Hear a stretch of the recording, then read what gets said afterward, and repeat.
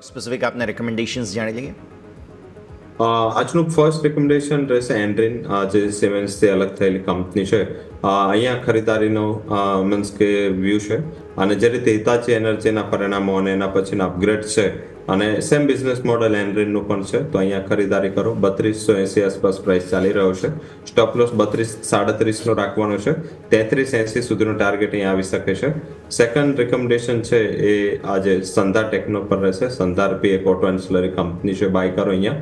545-550 વચ્ચે ખરીદી કરો. સ્ટોપ લોસ રાખી શકાય અરાઉન્ડ 438 અને ટાર્ગેટ 57, સ્ટોપ લોસ રાખવાનું છે 538 અને ટાર્ગેટ 572.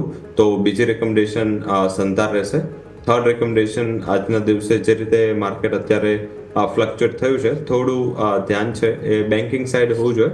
આઈ થિંક અહીંયા થોડી સ્ટેબિલિટી પણ છે, અને સિટી યુનિયન બેંક અહીંયા થર્ડ રેકમેન્ડેશન રહેશે. 254-253 વચ્ચે ખરીદારી કરો. 248નો સ્ટોપ લોસ અને ટાર્ગેટ 263 સુધીના બની શકે છે. તો 3 રેકમેન્ડેશન આજે રહેશે: city union bank, Sandhar techno અને સાથે એન્ડ્રીન. આ ત્રણેયમાં ખરીદારી કરીને વેપાર કરવો છે.